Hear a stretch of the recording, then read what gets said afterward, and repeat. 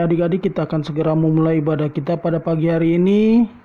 Maka sebelumnya kita minta pertolongan Tuhan dan penyertaan Tuhan dalam ibadah kita. Mari kita berdoa. Allah Bapa kami yang bertata dalam kerajaan sorga, terima kasih ya Tuhan karena Engkau telah mengumpulkan anak-anak-Mu pada pagi hari ini di tempat ini ya Tuhan. Tuhan, kami akan segera memulai ibadah kita pada pagi hari ini. Ibadah ini kami serahkan dalam nama-Mu, sertailah dari awal, pertengahan, hingga pada akhirnya. Marilah ya Tuhan, hadir di tempat ini. Dalam nama Tuhan Yesus, kami sudah berdoa dan mengucap syukur. Amin.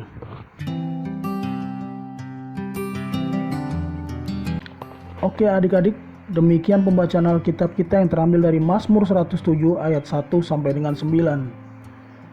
Kitab Mazmur adik-adik, penulis utamanya adalah Raja Daud.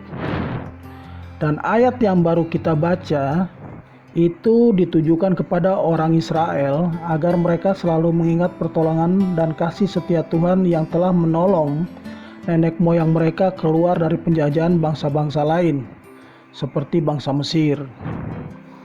Ya, pada pagi hari ini kita mau diingatkan oleh pemazmur agar selalu berseru kepada Tuhan dalam segala hal dan jangan lupa untuk mengucap syukur atas berkat-berkat yang sudah diberikan dalam kehidupan kita.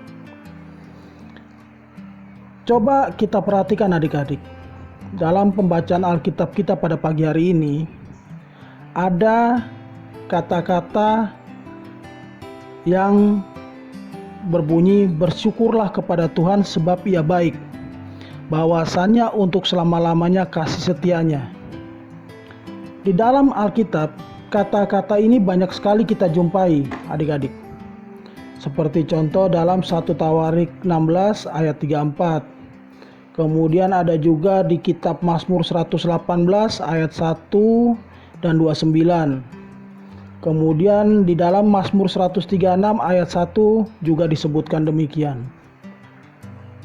Ajakan Alkitab agar selalu bersyukur adalah untuk mengingatkan kita atas kebaikan Tuhan dalam kehidupan kita.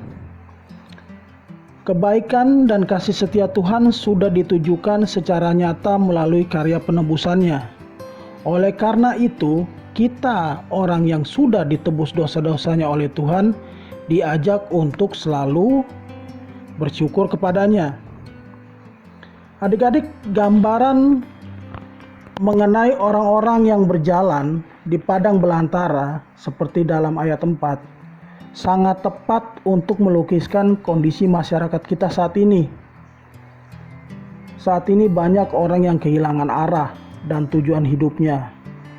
Kemudian banyak pula orang atau keluarga yang tidak mampu memenuhi kebutuhan hidup karena terdampak dari pandemi yang saat ini sedang terjadi.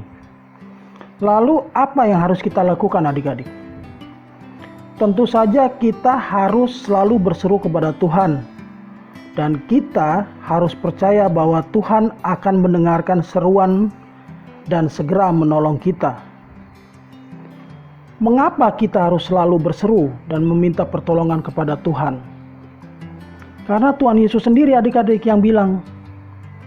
Tuhan Yesus bilang dalam kitab Matius 11 ayat 28.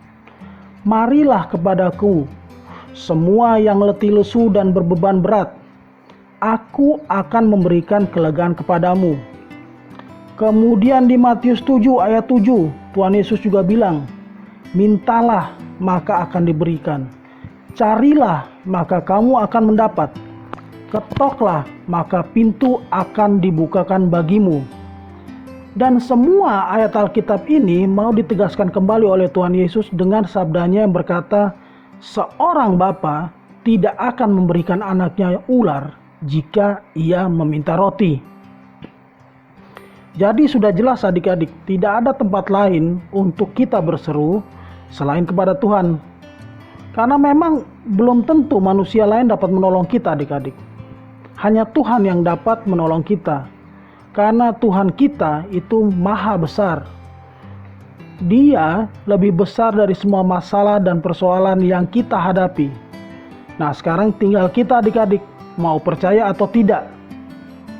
Karena jika kita tidak percaya dan kita tidak punya iman, maka semuanya akan sia-sia adik-adik. Coba kita merenung sejenak adik-adik. Sebenarnya masih banyak yang bisa kita syukuri dalam kehidupan kita. Walaupun mungkin saat ini kita belum mendapatkan apa yang menjadi keinginan kita. Saat ini adik-adik masih bisa sekolah, ya. Adik-adik masih lebih beruntung dibandingkan anak-anak lain yang saat ini tidak bisa sekolah. Kemudian kita masih diberikan anggota tubuh dan kesehatan yang lengkap oleh Tuhan. Kita juga masih lebih beruntung adik-adik dibandingkan dengan mereka yang mengalami cacat tubuh atau sedang menderita penyakit.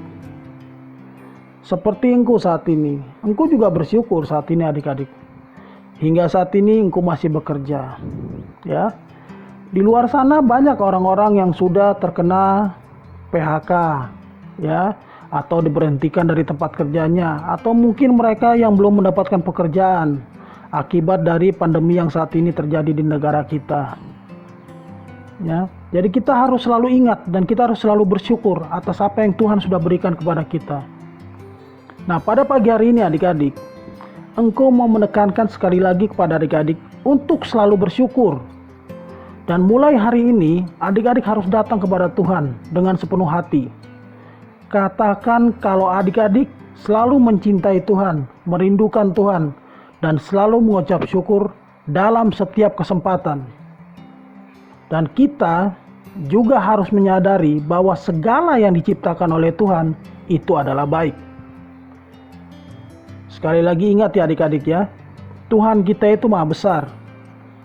Ya, percaya Dia pasti menolong kita dalam segala hal. Dan jika kita ingat akan hal itu, kita akan selalu berseru kepada Dia. Amin.